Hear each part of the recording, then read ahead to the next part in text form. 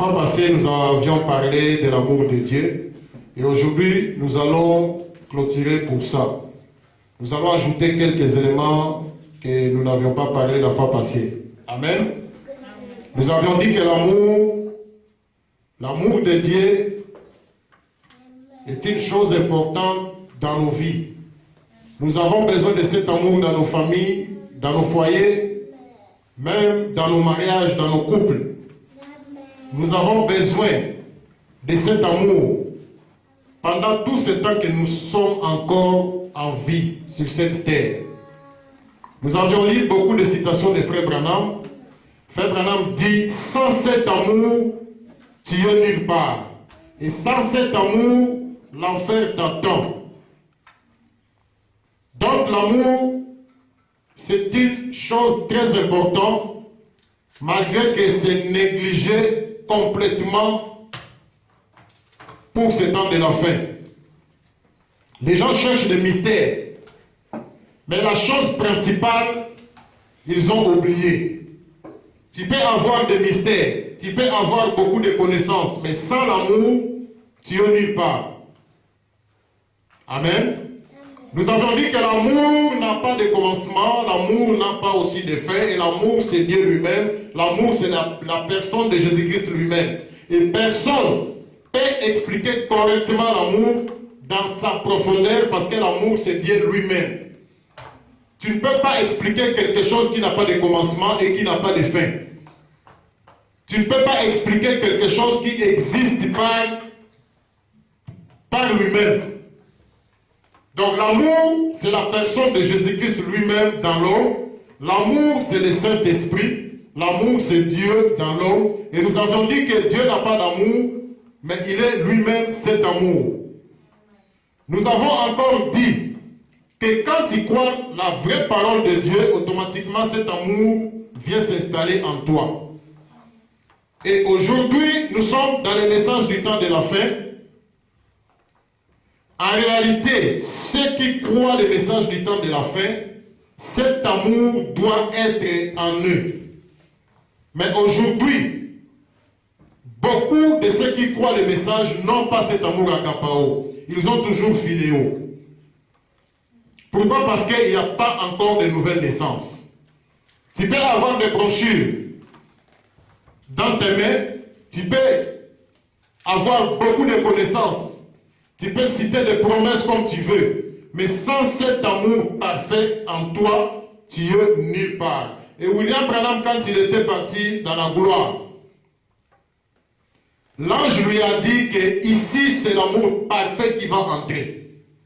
Donc nous n'allons pas entrer au ciel, mais c'est l'amour qui va entrer, selon l'ange. Et quand cet amour est en toi, tu deviens un avec cet amour. Automatiquement, quand cet amour entre, toi aussi tu entres. Quand tu n'as pas cet amour, tu es nulle part. C'est très dangereux. Et nous avions dit que nous avons deux sortes de l'amour. Nous avons philéo et nous avons agapao. Donc nous avons deux sortes d'amour. Nous avons philéo et nous avons agapao. Nous avions dit que cet amour philéo, ça vient à nous quand nous naissons. Tous les bébés qui sont dans ce monde, ils ont cet amour en eux. Même des grands, des papas, des mamans, des pasteurs, des frères, beaucoup ont encore cet amour en eux. Cet amour, c'est l'amour que nous avons avec nos enfants, avec nos femmes, avec nos maris. Cet amour a des conditions. Cet amour, il y a un si devant. C'est-à-dire, si tu me fais du bien, moi aussi je te fais du bien. Tu m'injuries, moi aussi je t'injurie. Tu ne m'aimes pas, moi aussi je ne t'aime pas. Avec cet amour. Cet amour est sans pardon. Cet amour est accompagné de la haine. Et nous avons dit que cet amour philéo, c'est l'amour du diable. Et cet amour, même les femelles de chanvre, ils ont ça. Cet amour, même des crocodiles, des ngandos, des éléphants, des lions, des serpents, ils ont cet amour. Des pédés, ils ont cet amour. Philéo. C'est l'amour de Satan, et quand il y a cet amour, tu es encore ennemi de Dieu. Avec cet amour, pas d'enlèvement, mais tu es prêt à aller en enfer.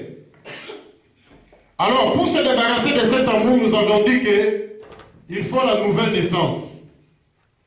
Tu nais de nouveau, l'ancienne naissance tombe, et l'amour agapao vient remplacer l'amour philéo. Quand tu es né de nouveau, l'amour philéo est détruit et l'amour agapao a pris place en toi. Et nous avions dit que cet amour agapao, c'est l'amour de Dieu lui-même. Cet amour agapao, il n'y a pas un si devant. Même si tu ne m'aimes pas, moi je t'aimerai toujours. Même si tu ne veux plus m'appeler, moi je t'appellerai toujours. Tu ne veux plus me donner, moi je te donnerai toujours.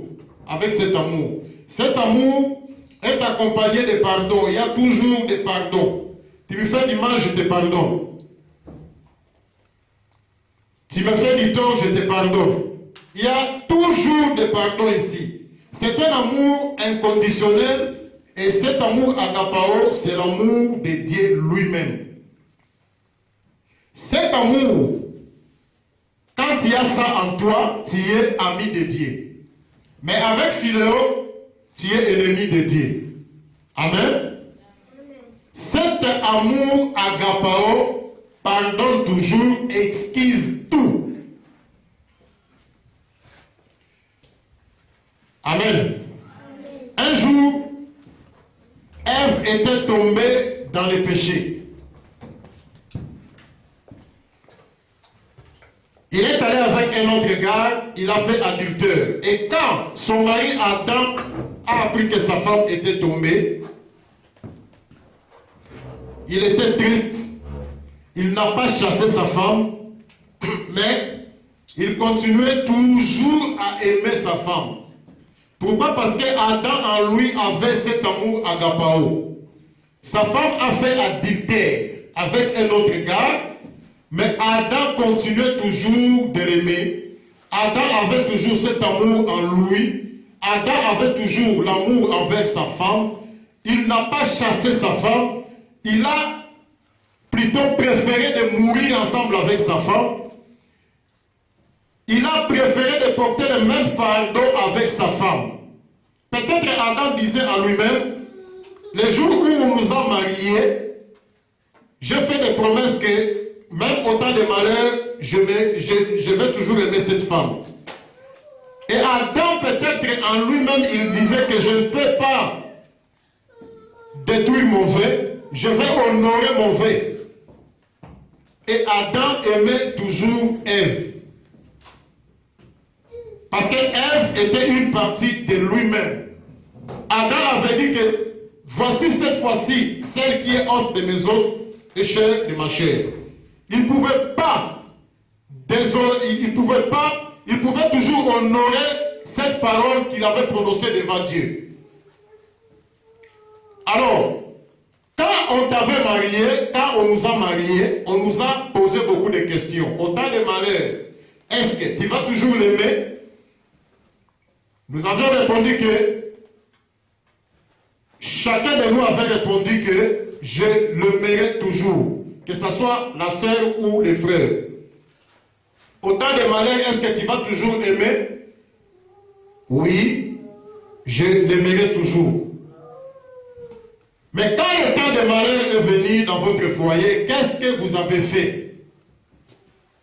Le temps de malheur, ça peut être des discussions. Le temps de malheur, ça peut être l'adultère, la sœur a déconné ou le frère a déconné. Tu avais dit que même au temps de malheur, je l'aimerai toujours. Le temps de malheur peut être la faiblesse sexuelle, le temps de malheur peut être la maladie. Tu avais dit que je l'aimerai toujours. Tu as prononcé cette parole devant le pasteur et devant les bien-aimés qui étaient dans l'église ce jour-là, et tu as prononcé cette parole devant l'Éternel des armées. Alors, quand le temps de malheur est venu, qu'est-ce que tu as fait à ton mari? Qu'est-ce que tu as fait à ta femme? Peut-être c'était une occasion pour toi de chercher une autre femme. Peut-être c'était une occasion pour toi de chercher un autre mari. Mais tu as oublié que tu avais dit que même au temps de malheur, je l'aimerai toujours.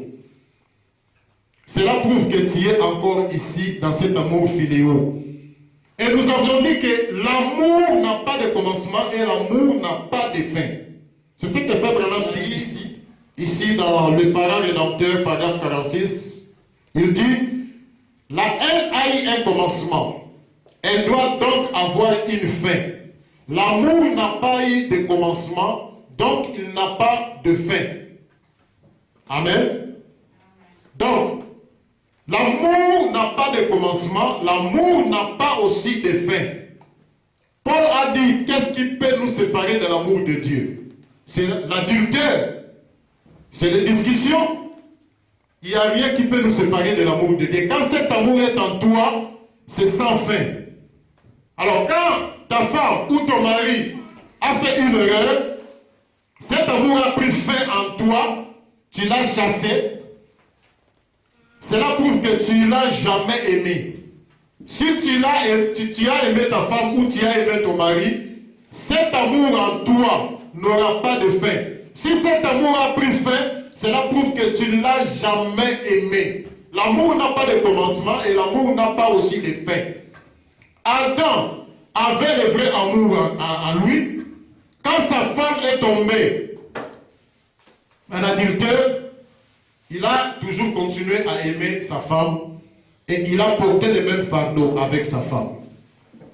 Voilà le vrai amour. Et Frère Branham dit, si tu attrapes ta femme au lit avec un autre gars, la première des choses qui va s'élever en toi, si tu as cet amour, tu auras pitié de ces âmes qui se perdent.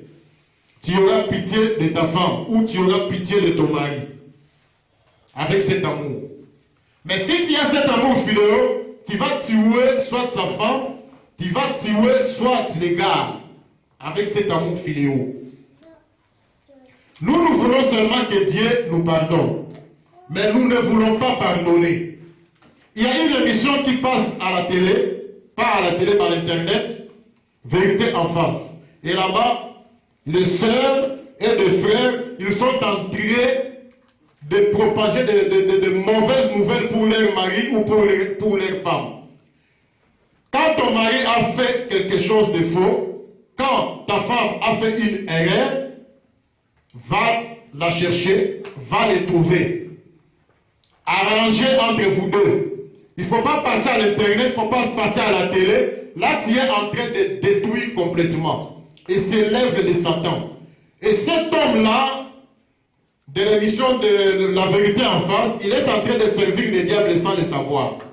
Si réellement tu as aimé ta femme, si réellement tu as aimé ton mari, si réellement tu as aimé ce pasteur, si réellement tu as aimé ton frère ou ta soeur, quand il fait une erreur, tu vas le couvrir.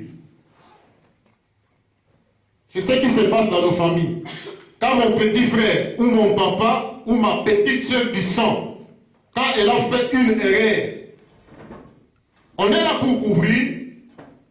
Parce que si nous ne couvrons pas ça, c'est la honte de la famille. Et si toi, tu ne couvres pas les fautes de frères ou de sœurs, ou de ton mari, c'est la faute, c'est la honte du foyer, c'est la honte de la famille et c'est la honte de l'église. Amen. Donc, avec cet amour agapao, il y a toujours le pardon. Et Adam n'a pas chassé sa femme. Adam était toujours avec sa femme malgré qu'elle était tombée avec un autre gars. Et quand Dieu a vu cet amour, j'avais dit que Adam,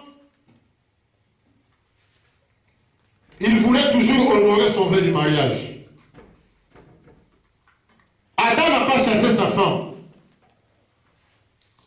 Et quand on nous marie, Nous avons des promesses à faire. La sœur doit prononcer quelques paroles et le frère aussi va prononcer quelques paroles.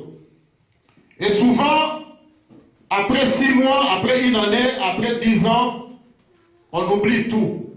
On oublie tout ce que nous avions prononcé à l'église devant l'Éternel. Je vais vous rappeler, peut-être vous avez oublié. Quand on vous a marié, le pasteur vous a posé beaucoup de questions. Parmi ces questions, je vais lui faire maintenant les noces de l'agneau, paragraphe 55 à 56. Et Frère Branham dit, pour un mariage correct, vous devez répéter ces paroles. Si vous n'aviez pas répété ces paroles dans votre mariage, cela prouve que votre mariage n'est pas correct devant Dieu. C'est ce que Frère Branham dit ici. Il dit, paragraphe 55-56, et alors, après que la décision ait été prise de ce que vous êtes, alors viennent les fiançailles. Vous trouverez cela à l'autel. Les fiançailles ne commencent pas au marché, les fiançailles ne commencent pas à la maison, les fiançailles commencent à l'autel, à l'église. Vous devez prendre un engagement avant que cette union puisse être possible. Et puis la chose suivante, ce sont les promesses qui sont faites. Il doit y avoir ces promesses faites l'un l'autre. C'est ainsi que vous faites la promesse. Frère Branham dit, c'est ainsi que vous faites la promesse. Donc si vous n'avez pas fait ces promesses, selon William Marion Branham, votre mariage est incorrect devant Dieu. Frère Branham dit, c'est ainsi que vous faites la promesse. Ne fabriquez pas de promesses. Oh bébé, je t'aimerai. Oh papa, je t'aimerai. Non. Frère Branham dit, vous devez faire ceci. C'est ainsi que vous faites la promesse.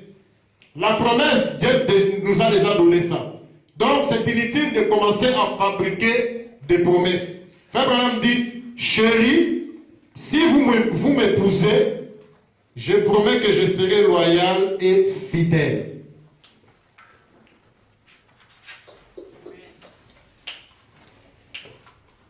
Ça, c'est l'homme qui parle. Chérie, si vous m'épousez, je promets que je serai loyal et fidèle.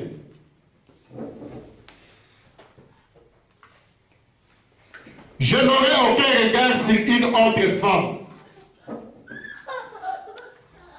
Donc ici c'est l'homme qui parle. Je n'aurai aucun regard sur une autre femme. Et aujourd'hui, si tu commences à regarder d'autres femmes, cela prouve que tu n'obéis pas à ton vœu. Tu ne respectes pas le vœu. Je n'aurai aucun regard sur une autre femme. Alors, si tu commences à regarder d'autres femmes aujourd'hui, cela prouve que tu es en train de détruire ton vœu du mariage. Tu ne respectes pas ce que tu avais dit devant l'Éternel. Tu as trompé l'Éternel, tu as trompé les pasteurs, tu as trompé les enfants de Dieu qui étaient sur place ce jour-là. Oh, l'homme peut. Mais là-bas à l'église, tu avais dit que tu ne vas pas regarder d'autres femmes. Alors, Frère Branham continue, il dit, ou je ne regarderai pas à d'autres hommes. Ici, c'est la femme qui parle. La femme aussi doit prononcer aussi quelques paroles, quelques promesses. La femme doit dire, je ne regarderai pas à d'autres hommes et je ferai tout mon devoir en tant que mère, je serai la ménagère. Toi, tu dis que tu ne vas pas regarder à d'autres hommes et l'homme dit qu'il ne va pas regarder à d'autres femmes. La femme a dit qu'elle va être fidèle, l'homme dit qu'il va être fidèle. Et aujourd'hui, si vous commencez à déconner, cela prouve que vous êtes en train de détruire votre vœu du mariage. Et Frère Branham continue, il dit, toutes ces promesses doivent être faites ou devraient l'être dans un mariage correct. Donc, toutes ces promesses que Branham a citées ici doivent être faites ou devraient l'être dans un mariage correct, si vous n'aviez pas fait si vous n'avez pas prononcé les promesses selon William Branham, si vous aviez eu un autre modèle de promesses, cela prouve que votre mariage n'est pas correct. Je suis en train de répéter seulement les bandes. Frère Branham dit, toutes ces promesses doivent être faites ou devraient l'être dans un mariage correct. Si vous n'aviez pas fait ça, c'est le moment de chercher un pasteur pour recommencer votre consécration de mariage, afin que votre mariage soit correct devant Dieu. Ici, c'est le prophète. Alors, Adam voulait respecter son vœu de mariage. Adam ne voulait pas détruire son vœu de mariage. Il a continué toujours à aimer sa femme Ève, malgré l'erreur qu'elle avait faite. Et quand Dieu a vu cet amour qui était dans Adam, vers le soir, la Bible dit que Dieu est descendu. Adam, Adam, où es-tu? Dieu est descendu quand il a vu l'amour que Adam avait envers sa femme. Dieu est descendu vers le soir. Adam, Adam, où es-tu? Et Dieu a commencé à faire des manœuvres pour sauver Adam. Il a vu Adam avec des feuilles de figuier. Alors, Dieu a pris un agneau, il a tué, il a versé le sang, il a pris la peau de l'agneau, il a vêtu Adam, il a couvert aussi Ève. Et nous avons dit la fois passée que cet acte que Dieu avait fait, c'était une prophétie symbolique qui voulait seulement dire qu'un jour, le véritable agneau de Dieu viendra, il va mourir pour vous, il va verser son sang pour vous, et votre nudité sera couverte, et vous serez pardonnés. Et un jour, nous avions vu quelqu'un qui venait, et quand Jean-Baptiste l'a vu, il a crié, voici l'agneau de Dieu, celui qui ôte les péchés du monde. Donc, cette prophétie était accomplie sur la personne du Seigneur Jésus-Christ. Jésus, le véritable agneau, il est mort pour nous, il a versé son sang, il a couvert notre nudité, il nous a pardonné. Et aujourd'hui, nous pouvons dire que Adam est pardonné.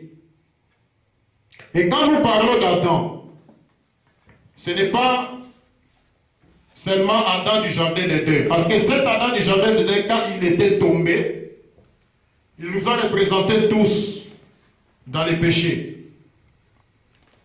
Après lui, c'était le deuxième Adam qui était venu. C'était le Seigneur Jésus-Christ. Il a payé le prix du rachat pour racheter Adam. Et aujourd'hui, nous, l'épouse du Seigneur Jésus-Christ, nous sommes aussi Adam. Nous remplaçons Adam. Nous représentons Adam dans les relèvements. Et quand nous parlons de l'épouse du Seigneur Jésus-Christ, nous voyons Branham comme gerbe agité, c'est-à-dire Adam de jardin d'Éden était ici. Après c'était le Seigneur Jésus-Christ, le deuxième Adam.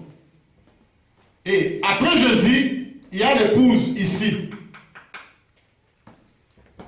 Et l'épouse, il remplace Adam de jardin d'Éden. Adam de jardin d'Éden nous a remplacés dans les péchés. L'épouse du Seigneur Jésus-Christ, il représente Adam dans les relèvements. Parce qu'aujourd'hui, Adam est restauré. Aujourd'hui, Adam n'est pas par terre, mais Adam est relevé. Et nous, l'épouse, nous représentons Adam aujourd'hui dans les relèvements. Et remarquez que cette épouse devient un avec le deuxième Adam, parce que le deuxième Adam, c'est le mari. L'épouse et le deuxième Adam deviennent un. Donc en réalité, nous sommes ici, mais Branham, comme gerbe agité, Dieu a pris l'un de nous qui est arrivé de première maturité. Et le livre qu'Adam avait perdu dans les jardins d'Éden, aujourd'hui, Dieu a remis le livre d'Adam à William Marion Branham. J'ai cette citation. Frère Branham dit ça dans, je crois, dans les 7 sceaux, si je ne me trompe pas. Dieu a pris le livre qu'Adam avait perdu, il a donné ça à William Marion Branham, et Branham à son tour, il a donné ça à l'épouse du Seigneur Jésus-Christ. Donc, Adam aujourd'hui, c'est l'épouse du Seigneur Jésus-Christ. Oh frère, est-ce que tu veux dire que? Je ne vais pas dire que, mais je dis que. Donc, ne fais pas de calcul. Oh, il veut dire que. Oh, il veut dire que. Je dis que. Donc, c'est ça l'explication du troisième Adam. Pardon, du deuxième de l'Adam restauré. Si je dis troisième, Branham n'a pas dit troisième. Branham s'est limité ici, au deuxième. Mais en réalité, quand nous voyons comme ça, c'est comme s'ils sont trois. Mais cet Adam qui est épouse aujourd'hui, il devient un avec le deuxième Adam. Donc, l'épouse est ici dans le deuxième. Parce qu'il devient un avec l'époux, il devient un avec Jésus-Christ. Mais Dieu a pris l'un de nous comme gène d'agité. C'était William Branham. Et le livre qu'Adam avait perdu, Dieu n'a pas donné à tous les chrétiens. Non. Il a donné ça à un homme. Il a donné ça à William Marion Branham. Et Branham, à son tour, il l'a donné à l'épouse du Seigneur Jésus-Christ. Et Branham aussi, il est l'un de nous. Il est aussi l'épouse du Seigneur Jésus-Christ. Mais Dieu a pris un de nos frères, comme j'ai agité. Il lui a donné ses livres et puis lui, il vient donner à l'épouse. Un jour, nous allons détailler ça en profondeur. C'est entre les lignes ici.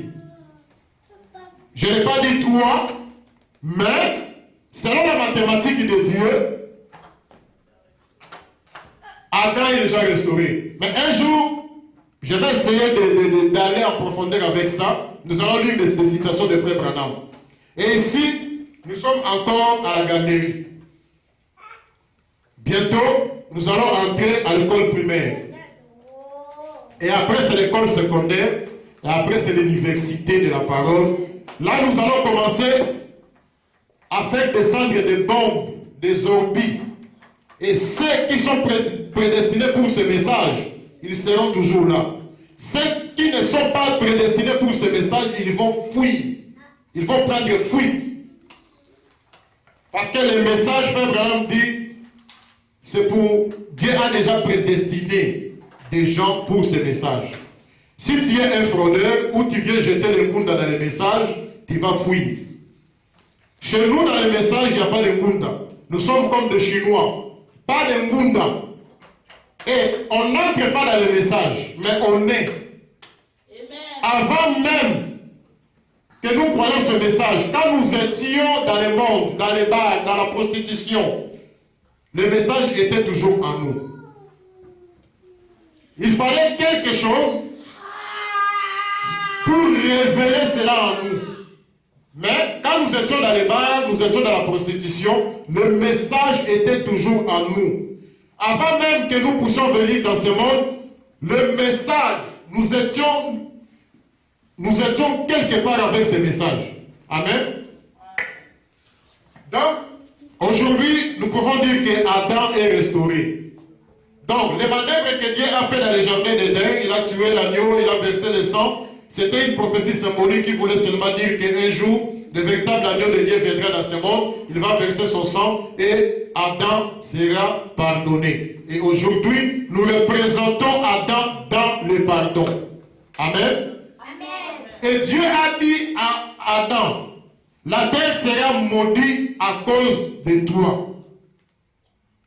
La terre portera des épines et des ronces. Et un jour, un homme était venu dans le monde. Et la Bible dit que cet homme a porté toutes nos malédictions. Il a porté toutes nos malédictions et il a porté les couronnes d'épines. Donc, cette prophétie était aussi accomplie sur la personne du Seigneur Jésus-Christ. Amen. Amen.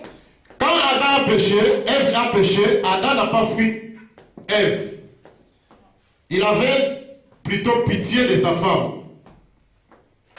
Alors, Dieu, quand il a vu cet amour, nous allons dire que Dieu est descendu vers le soir et il a commencé à faire des manœuvres pour sauver Adam. Qu'est-ce qui a fait descendre Dieu dans les jardins d'Éden? C'était l'amour que Adam avait envers sa femme. Alors Dieu est descendu, il commence à faire des manœuvres pour sauver Adam. Dans nos familles, dans nos foyers, dans nos églises, n'importe quel problème que nous avons, si nous avons l'amour en nous, si nous continuons toujours à aimer, Dieu est obligé de descendre. Ne chasse pas ton mari, ne chasse pas ta femme, continue toujours à l'aimer. Dieu est obligé de descendre pour donner la solution. Et remarquez que Frère Branham avait une fille au nom de Becky. Becky était très compliquée. Il sortait des fois, il retourne à la maison le soir.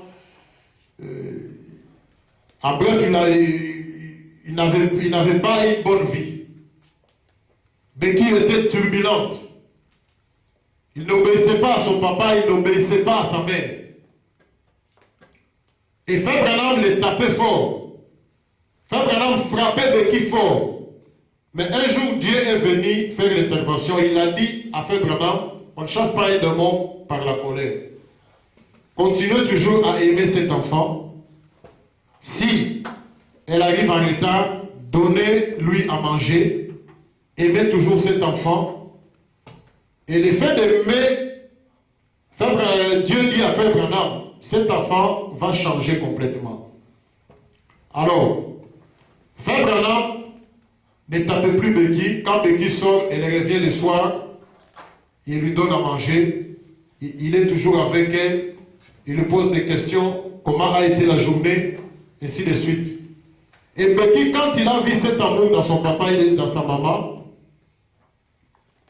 automatiquement, elle a commencé à changer petit à petit. Et un jour, elle a décidé qu'à partir d'aujourd'hui, je ne vais plus sortir, je reste à la maison, je vais obéir à mon père, je vais honorer mon père, je vais honorer ma maman. Et ce démon-là de la turbulence est parti. Frère Branham n'a pas fait la délivrance, seulement l'amour. Et cet amour que Branham projetait à Becky a délivré Becky complètement. Cet amour que Branham avait a fait descendre Dieu dans leur foyer et Dieu a délivré Becky. Dieu a donné la solution. Amen. N'importe quel problème que nous avons dans nos foyers, si réellement nous avons l'amour l'un l'autre, Dieu est obligé de descendre pour donner la solution. La solution, ce n'est pas aller faire l'émission à Congo Mikili pour critiquer ta femme. Ce n'est pas aller faire l'émission en vérité en face pour critiquer ton mari. Mais la chose qui donne la solution, c'est l'amour. Continue à aimer ta femme, continue à aimer ton mari, et Dieu est obligé de descendre pour donner la solution. Amen. Alors Dieu avait pitié de ces deux pécheurs qui étaient tombés dans les péchés, Adam et Ève. Et si réellement nous avons cet amour agapao en nous, nous aussi, nous allons avoir pitié de tous ces pécheurs que nous voyons dans ce monde. Des musiciens, des pécheurs qui sont dans des boîtes de nuit, ceux qui sont dans les bars, dans les cigarettes, dans la prostitution, ainsi de suite. Nous allons avoir pitié de ces gens-là. Nous allons prier pour eux et nous allons même aller les présenter la parole de Dieu. Depuis que tu as cru la parole, combien de personnes as-tu déjà amenées à Christ? Depuis que tu crois la parole, combien de fois as-tu déjà fait l'évangélisation? Aujourd'hui, c'est la chose oubliée, l'évangélisation. Alors que c'est la parole. Nous ne sommes pas des catholiques, parce que les catholiques ne font pas d'évangélisation. Ils ne parlent pas de Dieu. Nous sommes dans les messages du temps de la fin. L'évangélisation, c'est pour nous. Nous avons reçu gratuitement, nous allons donner aussi gratuitement. Pendant que nous avons la vérité, il y en a qui sont dans la fausseté, il y en a qui sont dans la prostitution, il y en a qui sont encore dans les mondes, il y en a qui sont dans des bars, il y en a qui sont dans les fétiches. C'est notre devoir d'aller les trouver et les présenter la parole de Dieu. Peut-être, aujourd'hui, toi, tu crois, peut-être il y avait un frère quelque part qui a prié pour toi. Et toi aussi, tu dois faire la même chose pour ceux qui sont encore dans le monde, pour ceux qui ne sont pas encore dans la parole. Si tu as la vérité, continue à aimer ceux qui sont dans les faussetés. Et cet amour en toi, Dieu fera quelque chose pour ces gens-là. Amen. Amen. Donc l'évangélisation, cela prouve que tu aimes aussi Dieu. Nous avions dit la fois passée que aimer Dieu, c'est aimer ton frère, aimer ton prochain.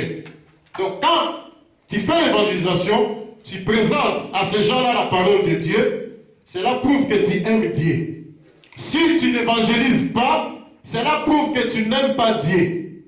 Aimer Dieu, ce n'est pas seulement dire que j'aime Dieu, non. Aimer Dieu, il faut l'éprouver. Tu dois aimer ton prochain. Aimer ton prochain, ce n'est pas seulement donner l'argent ou la nourriture, non. Parce que quand Dieu a vu Adam tomber, Dieu n'était pas venu donner la nourriture, il n'était pas venu donner l'argent. Mais Dieu a aidé Adam afin qu'il puisse sortir dans cet état mauvais, afin qu'Adam puisse retourner dans sa position originale. Afin qu'Adam puisse se retrouver. Aujourd'hui, tu peux me donner l'argent, tu peux me donner la nourriture, mais toutes ces choses-là vont passer.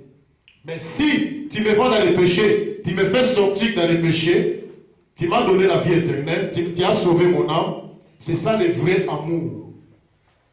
Donc, vous donnez c'est bien, mais l'évangélisation, c'est très très important.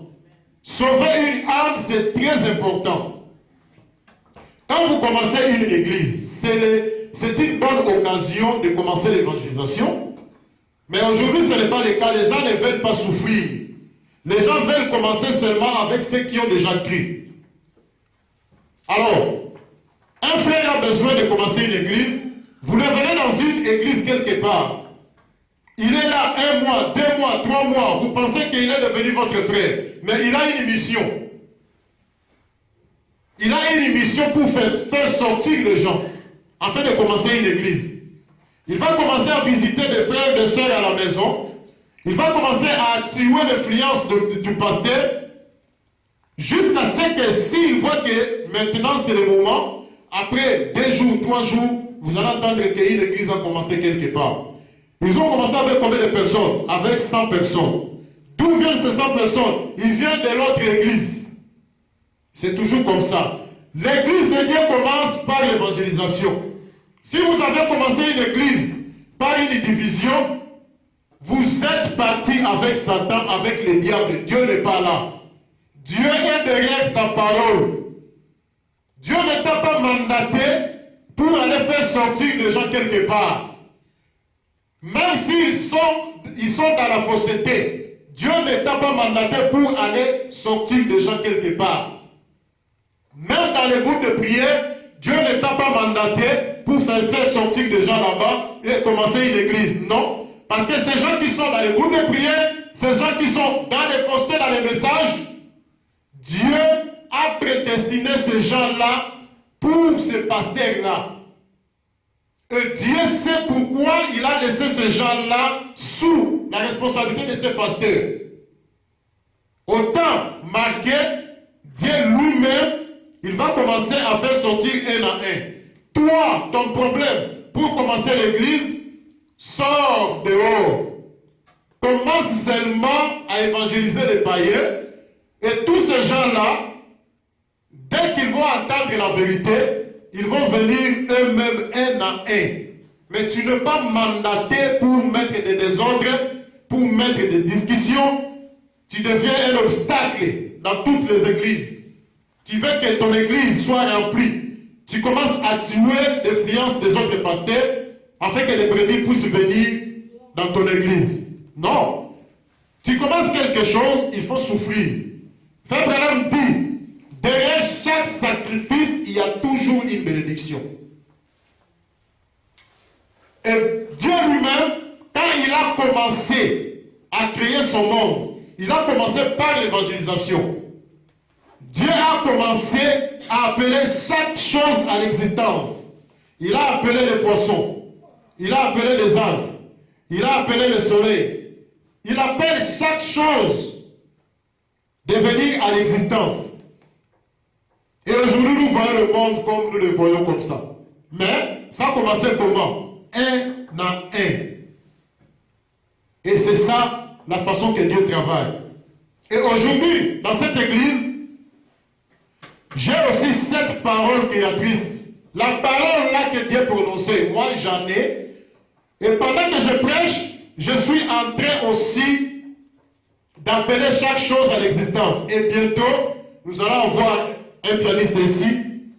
Bientôt, nous allons avoir des huissiers. Bientôt, nous allons avoir un moniteur de l'école de dimanche, ainsi de suite. Nous sommes en train de prononcer la parole. Nous sommes en train de créer. C'est ça la manière que Dieu travaille. Ne soyez pas pressés. Parce que le gens là que tu rassembles, ils viennent des autres églises.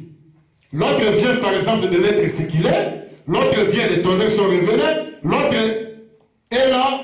Il ne croit pas que les tonnerres sont révélés. L'autre croit à la seconde venue du Seigneur Jésus-Christ. L'autre ne croit pas. L'autre croit que nous sommes déjà dans les milléniaux. L'autre ne croit pas que nous sommes dans les milléniaux. Donc tu as rassemblé des démons, tu as rassemblé des robots, tu as rassemblé des extraterrestres. C'est pourquoi beaucoup de pasteurs meurent avant le temps. Tu as rassemblé des gens très compliqués. Et maintenant, pour que tu puisses exposer ce que toi tu crois, ça devient un peu difficile.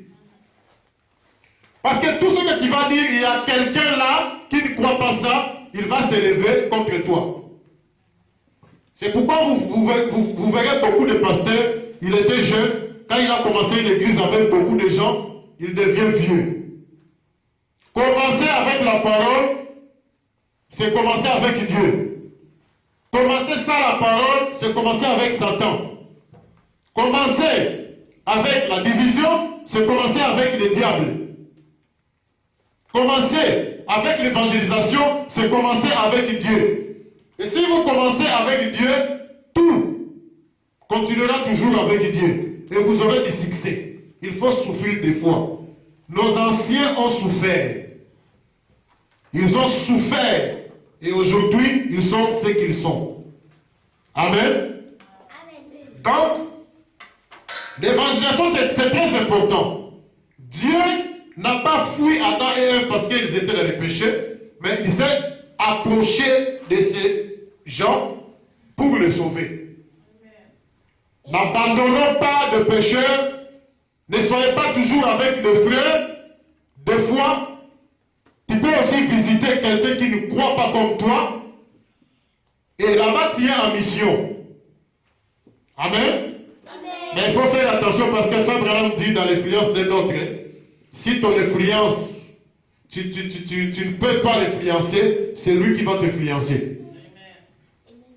Mais si tu vas avec l'amour de Dieu, Dieu est avec toi, tu vas influencer cet homme. Amen. Amen. Alors, c'est très très important. Nous devons toujours pardonner. Jésus à la croix, on l'a frappé, on l'a cloué. Il était blessé partout. On a même arraché ses balles par force.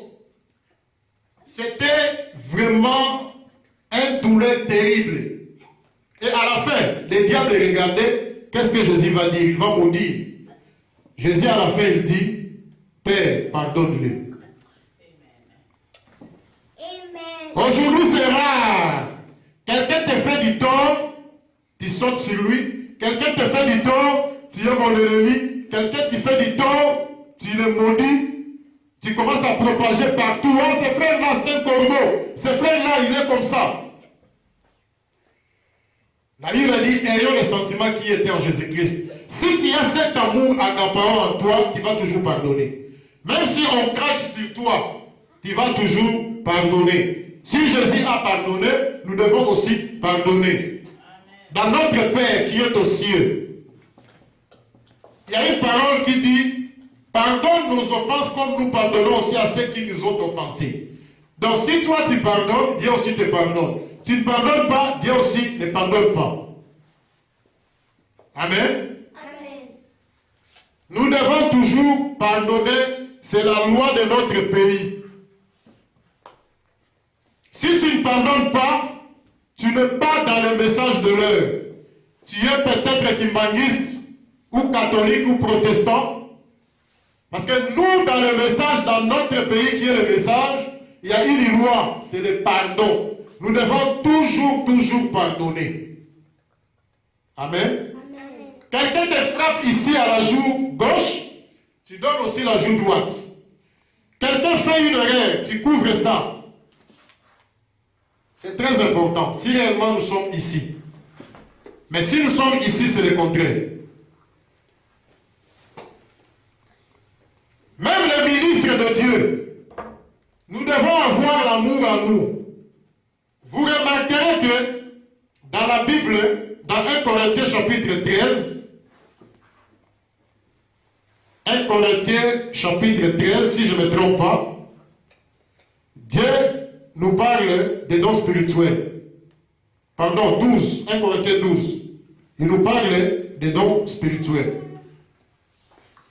Et à 1 Corinthiens chapitre 14, Dieu nous parle aussi des dons spirituels. Paul nous parle des dons spirituels.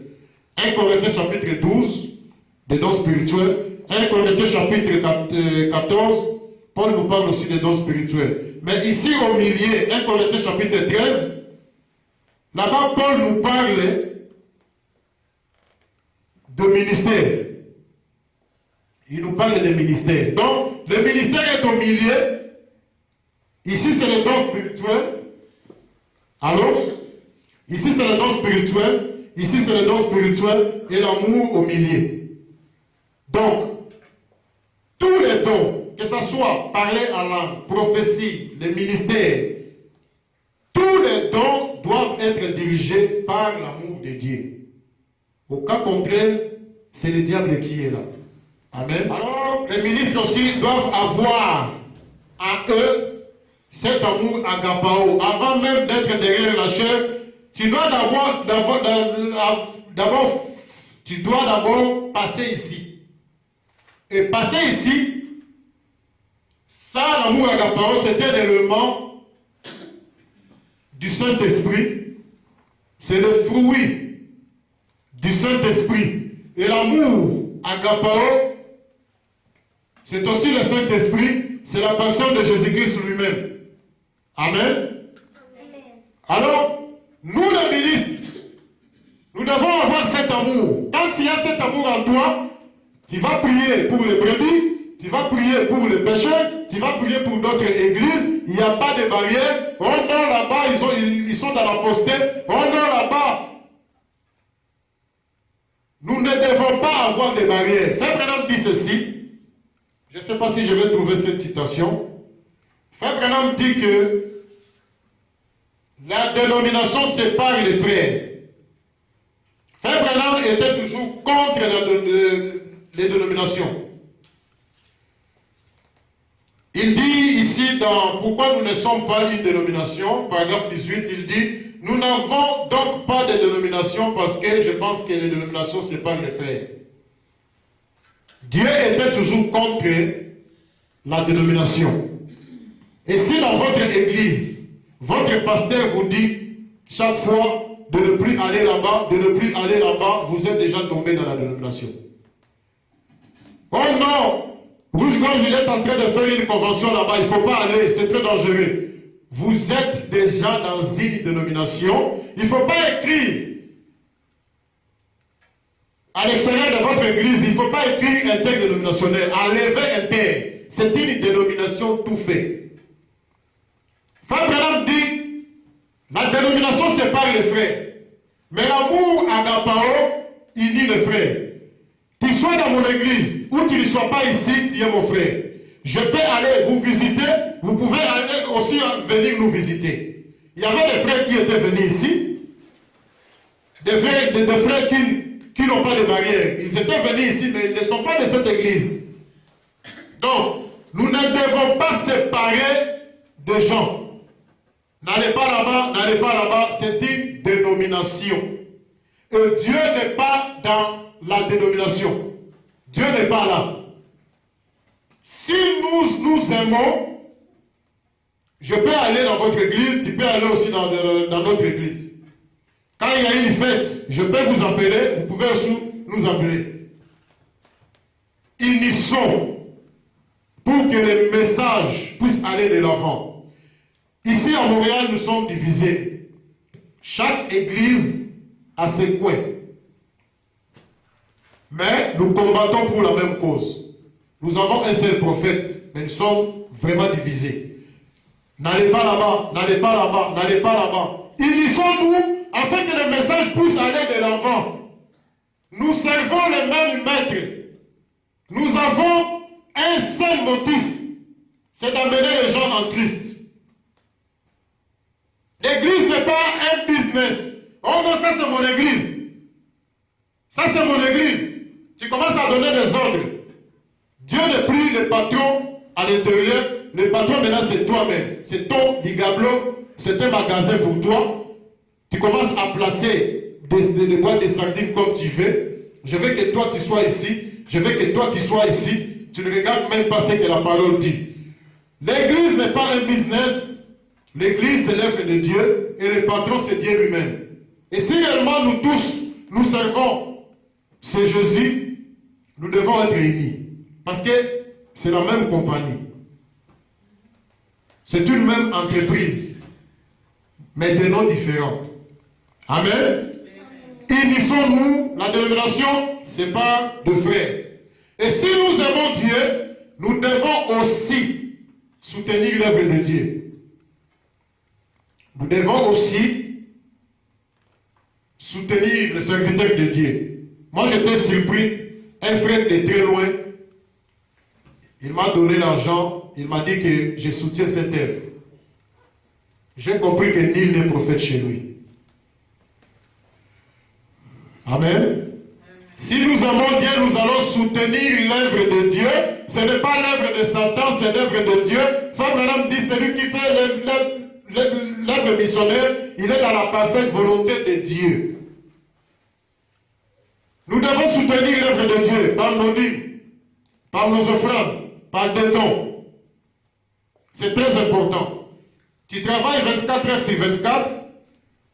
Après, quand on te paye, on enlève des taxes. Ces taxes-là, c'est pour soutenir ton pays. C'est pourquoi nous avons des autoroutes, nous avons des métros. C'est les taxes qu'on enlève dans nos pays. C'est pourquoi le Canada va toujours de l'avant. Et pour que l'œuvre de Dieu va aussi de l'avant, nous devons aussi le soutenir. Si nous soutenons le Canada qui va passer, nous devons soutenir aussi l'œuvre de Dieu qui est éternelle. Amen. Tu travailles 24 sur 24 pour avoir beaucoup d'argent, mais c'est pour soutenir ton pays. Mais tu oublies que nous avons aussi un autre pays. Et Frère Branham dit notre pays, c'est le message de l'heure.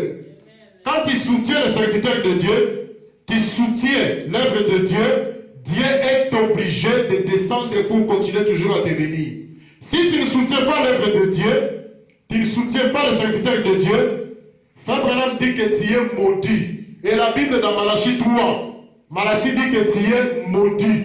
Et cette malédiction, ce n'est pas ton oncle qui t'a maudit, ce n'est pas ton papa qui t'a maudit, mais c'est Dieu lui-même qui t'a maudit, et il n'y a personne qui peut enlever cette malédiction. Seulement ta repentance qui va enlever cette malédiction. Amen. Amen. Si nous avons cet amour agapao en nous, la Bible dit que Paul dit que cet amour ne soupçonne pas. Oh, j'ai fait un songe. Je t'ai vu en train de m'ensorceler. Toi, tu es sorcier. Mais peut-être que tu as beaucoup mangé avant de dormir. C'est normal, tu vas faire des cauchemars. Et le diable prendra l'image d'un frère ou d'une soeur où il vient te présenter comme si il est en train de t'ensorceler. Manger beaucoup avant de dormir, tu feras toujours des cauchemars. Tu auras toujours beaucoup de songes. Avant de dormir, tu as regardé le film de Commando ou de Rambo. Quand tu dors, tu vois les frères en train de tirer sur toi. Ou la sœur avec une mitraillette en train de tirer sur toi. Tu es en train de tuer l'influence de quelqu'un pour rien. Et le vrai sorcier, c'est toi, parce que Frère Branham dit, le fait de tuer l'influence de quelqu'un, tu l'as déjà tué. Oh non, ce frère-là, c'est un sorcier. Cette sœur-là, c'est une sorcière. Je l'ai vu avec une mitraillette. Mais tu as oublié ton film de Rambo que tu as regardé avant de dormir.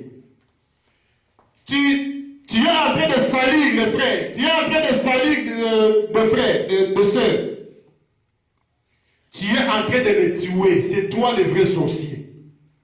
L'amour de Dieu ne soupçonne pas. Oh non, cette nourriture qu'on nous a donnée, il y a du poison à l'intérieur. C'est souvent quand nous allons en Afrique, quand on nous met, on met la nourriture pour manger, les frères commencent à réfléchir. Est-ce que,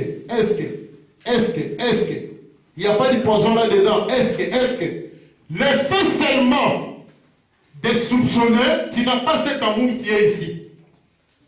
Et si tu commences à soupçonner, n'essaye pas de manger, tu vas mourir. Si tu as cet amour, tu ne vas pas soupçonner, tu vas manger. Parce que nous avons une promesse qui nous suit toujours. Jésus a dit que vous allez boire des poisons et cela ne vous ferait rien. Moi j'ai confiance à cette écriture-là, à cette promesse-là. Je boirai des poisons, je ne mourrai pas. Si je meurs, mon temps est arrivé et je vais à la gloire. Mais si mon temps n'est pas encore là, je mange le poison, je suis toujours en vie. Et je vais vous dire que chaque jour nous mangeons des poisons. Même quand je vais retourner chez moi, ma femme va me donner des poisons pour manger. Et je vais manger ça. Nous mangeons des poisons chaque jour. Frère Branham dit, la nourriture que nous mangeons ici, c'est du poison. L'air que nous respirons, c'est du poison. L'eau que nous buvons, c'est du poison. Mais Dieu nous protège. Alors si Dieu nous protège, je n'ai pas aussi peur des poisons. Si mon temps est arrivé, je vais mourir. Si mon temps n'est pas là, cette promesse-là de la Bible est sur moi. Je ne mourrai jamais. Un chrétien ne peut pas mourir avec du poison. Si un chrétien meurt avec du poison, cela prouve que son temps est arrivé. Dieu veut les retirer. Ça c'est correct. Amen. Donc si tu as cet amour agapao, tu ne peux pas soupçonner quelqu'un, tu ne peux pas soupçonner qu'il y a du poison quelque part, tu ne peux pas soupçonner ton frère ou ta soeur ou ton mari avec cet amour agapao. C'est très très très important. Alors, pour terminer, dans chaque génération, Dieu cache son amour dans une personne. Cet amour agapao, dans chaque génération, Dieu le cache dans une personne. Au temps de Noé, Dieu a caché cet amour dans Noé. Et Noé, quand il a commencé à prêcher la parole, il était en train de propager cet amour. Il était en train de distribuer cet amour. À ce temps-là, il y avait beaucoup qui ont refusé cet amour. Nous n'avons pas besoin de cet amour. Nous n'avons pas besoin de toi, Noé. Nous n'avons pas besoin de ton Dieu. Dieu avait caché cet amour à Noé. Noé, il prêchait. Les gens se moquaient. Les gens riaient Noé. Alors que Noé était en train de distribuer cet amour afin que ces gens soient sauvés. Et les gens continuaient toujours à se moquer. 10 ans, 20 ans, 30 ans. L'amour agapao a déployé une haine de sa patience. 70 ans, 90 ans. Les gens ne croyaient pas toujours, ils ne voulaient pas toujours de cet amour. L'amour qui était en Noé a déployé une autre haine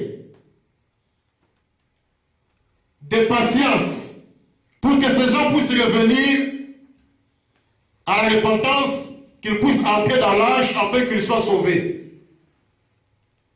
Les gens se moquaient toujours. Les gens ne voulaient pas toujours de cet amour. Alors, comme cet amour avait ses 2 heures déjà au complet, 120 ans étaient arrivés, l'amour agapao avec ses 2 heures, il était en train de voler. Quand les 120 ans est arrivé, automatiquement cet amour agapao a fermé la porte de l'arche.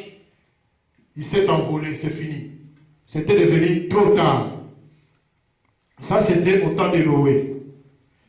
Au temps de Moïse, Dieu a caché cet amour dans Moïse. Tu crois ce que Moïse dit, automatiquement, cet amour vient en toi. Tu ne seras pas détruit avec Pharaon, tu seras sauvé. Dans notre temps, en 1963, cet amour agapao est descendu sous la forme de nuées de gloire. Et cet amour est entré dans William Marion Branham. Et Branham, quand il prend son message, il est en train de distribuer cet amour aux gens. Quand Branham proclame son message à la voix du 7e ange, quand il sonnerait de la trompette, il est en train de communiquer cet amour divin dans la vie des gens. Et ceux qui ont cru à tout ce que Branham a dit, ils ont reçu cet amour en eux. Et ceux qui n'ont pas reçu cet amour en eux, ils seront détruits, comme au temps de Noé. Dieu a caché cet amour dans William Marion Branham. Branham, quand il prêche, il est en train de distribuer cet amour. Quand on te donne une brochure, c'est ça l'amour de Dieu. Quand tu écoutes une bande, tu es en train de recevoir en toi l'amour de Dieu.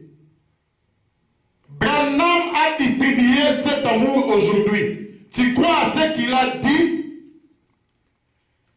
tu es sauvé. Parce que lui-même, il a dit que pour entrer au ciel, il faut l'amour parfait.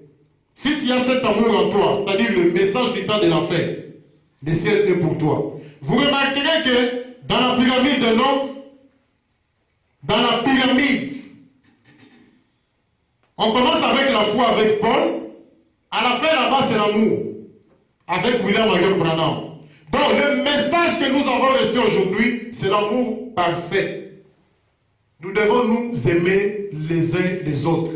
Nous sommes à Montréal, nous sommes complètement dispersés, chacun à son coin. Quand il y a un deuil quelque part, là, on est tous ensemble.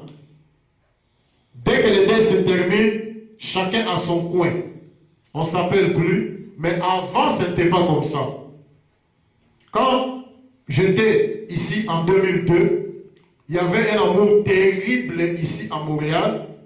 Nous étions unis avec les frères et souvent, on fraternisait toujours chez Papa Marcel. On était toujours là chaque dimanche après quitte. Et ce papa-là nous donnait à manger gratuitement. Des fois, nous dormions là-bas. C'était vraiment notre maison. On chantait, on parlait de Dieu. C'était une bonne chose. Et je disais à moi-même que non, je me suis retrouvé. Mais 2 ans, 3 ans après, c'était le contraire. C'était le contraire. Nous devons retourner au premier amour que nous avions.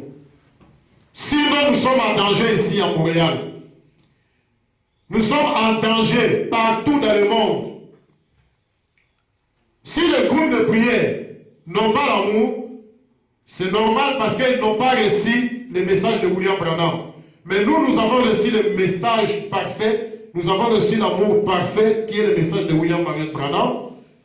Nous devons être différents de tous ces gens-là, des musulmans, des Nzambé Malamu, des catholiques, ainsi de suite. Unissons-nous pour que l'œuvre de Dieu puisse aller de l'avant. Amen. C'est très très important. Je suis à la fin. Pour terminer, Frère Branham dit, question et réponse, 1959, paragraphe 37.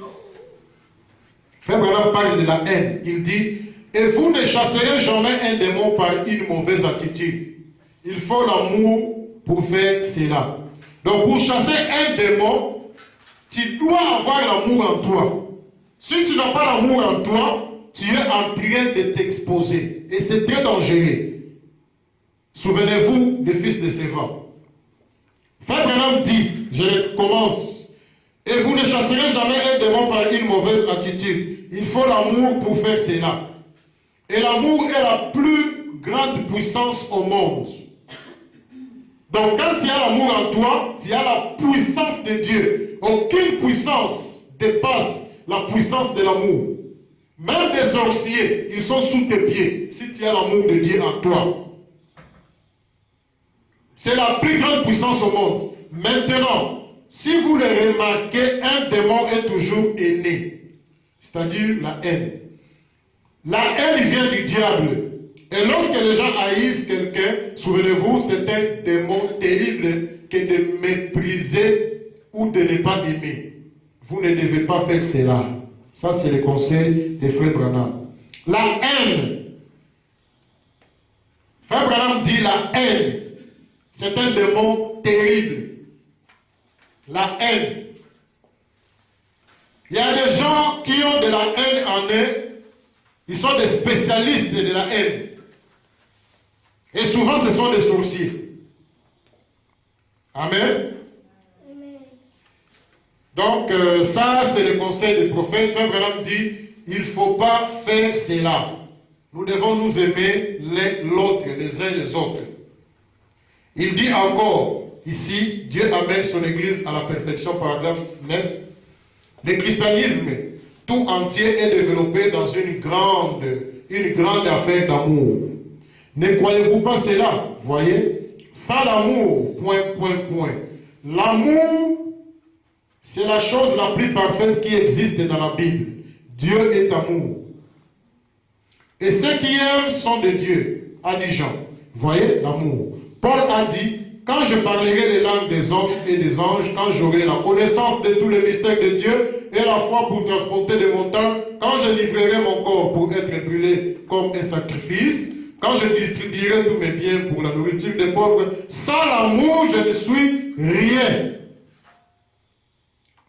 Jésus a dit, plusieurs viendront à moi à ce jour-là et diront, Seigneur, n'ai-je pas chassé les démons en ton nom? N'ai-je pas accompli beaucoup de puissantes œuvres en ton nom? N'ai-je pas prophétisé en ton nom? Tous ces puissants miracles et autres auxquels nous regardons aujourd'hui. Jésus a dit, je leur dirai ouvertement, retirez-vous de moi, vous qui commettez l'iniquité. Je ne vous ai jamais connu. Voyez, sans l'amour. Donc, tu peux faire des miracles, tu peux faire des sacrifices. Sans l'amour, à la fin, Jésus va te chasser. Que le Seigneur vous bénisse. Amen. Je vais répéter la prière de Frère Branham. Nous allons prier avec notre tête inclinée. Ma prière est que nous soyons unis. Parce que sans l'amour, nous sommes nulle part. Sans l'amour, le ciel est fermé pour nous. Nous devons toujours aimer. Même ceux qui ne nous aiment pas, nous devons toujours les aimer. Si tu as un ennemi quelque part, c'est le moment d'aller arranger. Nous connaissons les jours que nous avions déjà fait sur cette terre. Mais les jours où nous allons quitter cette terre, personne ne les connaît. Ça peut être aujourd'hui, demain ou après-demain. Si tu as comme des ennemis, tu n'es pas encore prêt. C'est le moment d'arranger, c'est le moment d'aimer tout le monde. Si tu as chassé ta femme, tu as chassé ton mari à cause d'une erreur, Adam te dira en ce jour-là que sa femme aussi avait fait adultère, mais il avait pardonné. Et beaucoup de nos frères ont pardonné leurs femmes, beaucoup de nos sœurs ont pardonné leurs maris. Respectons les vœux que nous avions faits devant l'Éternel quand on nous a mariés. C'est le moment d'arranger nos vies. La Bible dit, cherchez la paix envers tous, sans laquelle personne ne verra le Seigneur. Si tu as des ennemis, tu ne vas rien perdre. C'est le moment d'arranger avec eux, afin que tu sois en ordre avec ton Dieu. Si vous avez des problèmes dans votre couple, et que tu veux me contacter, tu peux me contacter. Je vais t'aider avec des conseils toujours de Dieu. Je vais répéter la prière de William Marion Branham